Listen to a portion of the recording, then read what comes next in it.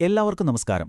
നമ്മളിന്ന് ഉപയോഗിക്കുന്ന AI മോഡലുകൾക്ക് അതിപ്പോ എത്ര വലുതാണെങ്കിലും അതിൻ്റേതായ ചില പ്രശ്നങ്ങളുണ്ട്. പക്ഷേ ഒന്ന് ആലോചിച്ച് നോക്കൂ, നമ്മുടെ തലച്ചോറ് പ്രവർത്തിക്കുന്ന അതേ രീതിയിൽ ഒരു AIയെ പഠിപ്പിച്ചെടുക്കാൻ പറ്റിയാലോ? അവിടെയാണ് സ്പൈക്കിംഗ് ബ്രെയിൻ എന്നൊരു സംഭവം വരുന്നത്. ശരിക്കും പറഞ്ഞാൽ ആർട്ടിഫിഷ്യൽ ഇന്റലിജൻസിനെക്കുറിച്ച് നമ്മൾ ചിന്തിക്കുന്ന രീതിയെ തന്നെ മാറ്റിമറിക്കാൻ കഴിവുള്ള ഒരു പുതിയ മോഡലാണിത്. അപ്പോ നമുക്ക് കാര്യത്തിലേക്ക് കിടക്കാം.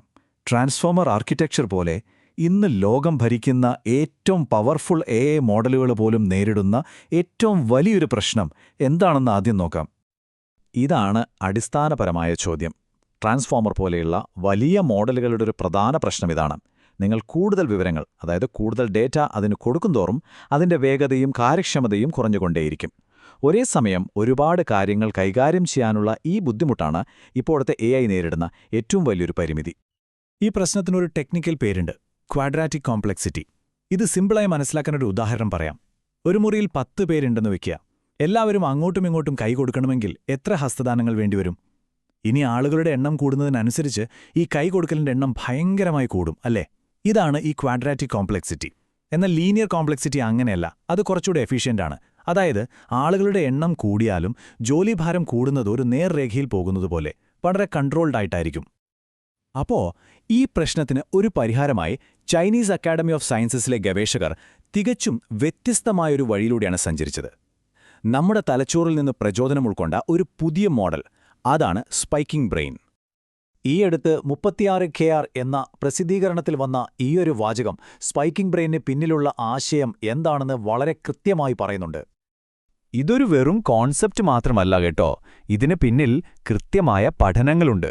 ചൈനീസ് അക്കാഡമി ഓഫ് സയൻസസിലെ ഗവേഷകർ RxRy എന്ന ഓൺലൈൻ പ്ലാറ്റ്ഫോമിൽ ഇതിന്റെ വിശദമായൊരു ടെക്നിക്കൽ റിപ്പോർട്ട് തന്നെ പ്രസിദ്ധീകരിച്ചിട്ടുണ്ട്.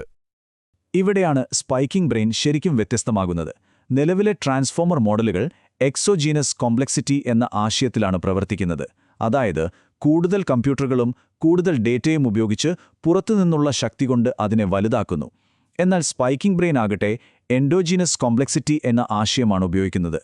സിമ്പിളായി പറഞ്ഞാൽ നമ്മുടെ തലച്ചോറ് പോലെ സിസ്റ്റത്തിൻ്റെ ഉള്ളിലെ ഓരോ ഭാഗങ്ങളെയും കൂടുതൽ സ്മാർട്ടാക്കി അകത്തുനിന്ന് തന്നെ AIയെ മികച്ചതാക്കുകയാണ് ചെയ്യുന്നത്.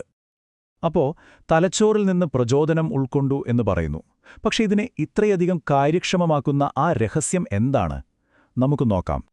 ഒന്നാമത്തെ രഹസ്യം സ്പൈക്ക് എൻകോഡിംഗ് ആണ്. നമ്മുടെ തലച്ചോറിലെ കോശങ്ങൾ, അതായത് ന്യൂറോണുകൾ, എല്ലാ സമയത്തും പ്രവർത്തിച്ചുകൊണ്ടിരിക്കുന്നില്ല, അല്ലേ? ആവശ്യമുള്ളപ്പോൾ മാത്രം ഒരു സ്പാർക്ക് പോലെ അത് ഫയർ ചെയ്യും. അതുപോലെ തന്നെയാണ് ഈ ടെക്നോളജിയും. ആവശ്യമുള്ളപ്പോൾ മാത്രം ഡേറ്റയെ പ്രോസസ്സ് ചെയ്യുന്നു. ഇതിനെയാണ് സ്പാർസിറ്റി എന്ന് പറയുന്നത്. അതായത് നെറ്റ്വർക്കിൻ്റെ 69% ഭാഗവും ഒരു സമയം സൈലന്റ് ആയിരിക്കും. ഇത് ഊർജവും പണവും വലിയ രീതിയിൽ ലാഭിക്കാൻ സഹായിക്കും. രണ്ടാമത്തെ കാര്യം, ഹൈബ്രിഡ് എഫിഷ്യന്റ് അറ്റൻഷൻ. നമ്മൾ ആദ്യം പറഞ്ഞ ആ ക്വാഡ്രാറ്റിക് കോംപ്ലക്സിറ്റി എന്ന തലവേദനയിലെ അതിനെ മറികടക്കുന്നത് ഈയൊരു ടെക്നിക്ക് ഉപയോഗിച്ചാണ്. എത്ര വലിയ ഡേറ്റ കൊടുത്താലും അതിനെ വളരെ വേഗത്തിൽ ഒരു ലീനിയർ രീതിയിൽ കൈകാര്യം ചെയ്യാൻ ഇത് സഹായിക്കുന്നു. അവസാനമായി ഇതിൽ മിക്സ്ചർ ഓഫ് എക്സ്പേർട്സ് അഥവാ MOE എന്നൊരു രീതിയും ഉപയോഗിക്കുന്നുണ്ട്. ഇത് മനസ്സിലാക്കാൻ എളുപ്പമാണ്. ഒരു വലിയ ഓഫീസിലെ എല്ലാ ജോലികളും ഒരാൾ തന്നെ ചെയ്യുന്നതിനു പകരം ഓരോരോ കാര്യങ്ങൾക്കും ഓരോ വിദഗ്ധരെ വയ്ക്കുന്നതുപോലെ ഓരോ ടാസ്ക് വരുമ്പോഴും നെറ്റ്വർക്കിലെ ഏറ്റവും അനുയോജ്യരായ എക്സ്പേർട്സ് മാത്രം ആക്റ്റീവ് ആവുന്നു. ഇത് കാര്യക്ഷമത 10 മടങ്ങ് കൂട്ടുന്നു. ശരി, ഇതിന്റെ ഡിസൈനൊക്കെ കൊള്ളാം. പക്ഷെ പ്രകടനം എങ്ങനെയാണ്? നിലവിലെ വമ്പന്മാരുടെ മുന്നിൽ ഇത് പിടിച്ചു നിൽക്കുമോ? ഫലങ്ങൾ ശരിക്കും അതിശയിപ്പിക്കുന്നതാണ്. പ്രധാനപ്പെട്ട ബെഞ്ച്മാർക്ക് ടെസ്റ്റുകളിലെല്ലാം സ്പൈക്കിംഗ് ബ്രെയിൻ നിലവിലുള്ള പല പ്രമുഖ മോഡലുകളോടും ഒപ്പത്തിനൊപ്പം നിൽക്കുന്ന പ്രകടനമാണ് കാഴ്ചവെക്കുന്നത്. ഇതിന്റെ അർത്ഥമെന്താന്ന് വെച്ചാൽ കാര്യക്ഷമത കൂട്ടിയപ്പോൾ അതിന്റെ ബുദ്ധിശക്തിയിൽ ഒരു വിട്ടുവീഴ്ചയും ചെയ്തിട്ടില്ല എന്ന് തന്നെയാണ്. എന്നാൽ ഏറ്റവും പ്രധാനപ്പെട്ട ഒരു കണക്ക് ഇതാണ്.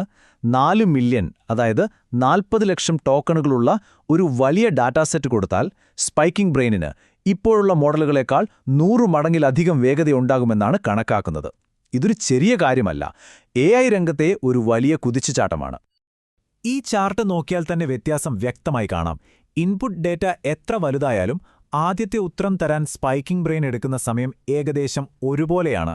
അതേസമയം സാധാരണ ട്രാൻസ്ഫോമർ മോഡലിന് സമയം കൂടിക്കൂടി വരുന്നത് കാണാം. വേഗത മാത്രമല്ല കേട്ടോ ഇതിന്റെ പ്രത്യേകത. ഈ മോഡൽ കൂടുതൽ ഫ്ലെക്സിബിളും എല്ലാവർക്കും ഉപയോഗിക്കാൻ പറ്റുന്നതുമാണ്. NVIDIAയുടെ ഹാർഡ്വെയർ ഇല്ലാതെ തന്നെ ഇതിനെ പരിശീലിപ്പിക്കാൻ പറ്റിയെന്നത് തന്നെ വലിയൊരു കാര്യമാണ്. അതുമാത്രമല്ല, കുറഞ്ഞ ഊർജ്ജം ഉപയോഗിക്കുന്നതുകൊണ്ട് നമ്മുടെ കയ്യിലിരിക്കുന്ന മൊബൈൽ ഫോണുകളിൽ പോലും നല്ല വേഗതയിൽ പ്രവർത്തിക്കാൻ ഇതിന് സാധിക്കുന്നുണ്ട്. ഓക്കെ, അപ്പോൾ ഇത്തരം വലിയൊരു മുന്നേറ്റം AI-യുടെ ഭാവിയെ എങ്ങനെയാണ് സ്വാധീനിക്കാൻ പോകുന്നത്? ഈ ടെക്നോളജിക്ക് ഒരുപാട് സാധ്യതകളുണ്ട്. DNA സീക്വൻസുകൾ പോലെയോ അല്ലെങ്കിൽ സങ്കീർണമായ നിയമപുസ്തകങ്ങൾ പോലെയുള്ള ഭീമമായ ഡേറ്റകൾ നിമിഷങ്ങൾക്കകം വിശകലനം ചെയ്യാൻ പറ്റും. AI എല്ലാവർക്കും ചെലവ് കുറഞ്ഞ രീതിയിൽ ലഭ്യമാകും. ഒരുപക്ഷേ നമ്മുടെ തലച്ചോറിനെ പോലെ പ്രവർത്തിക്കുന്ന പുതിയ കമ്പ്യൂട്ടർ ചിപ്പുകൾ ഉണ്ടാക്കാൻ വരെ ഇത് പ്രചോദനമായേക്കാം. ഇതെല്ലാം നമ്മളൊരു വലിയ ചോദ്യത്തിലേക്കാണ് കൊണ്ടെത്തിക്കുന്നത്. കഴിഞ്ഞ കുറേ വർഷങ്ങളായി AI ലോകം അടക്കി ഭരിച്ച ട്രാൻസ്ഫോമർ എന്ന സാങ്കേതികവിദ്യയുടെ യുഗം അവസാനിക്കാൻ പോവുകയാണോ? ഒരു പുതിയ യുഗത്തിന്റെ തുടക്കമാണോ നമ്മളിപ്പോൾ കാണുന്നത്?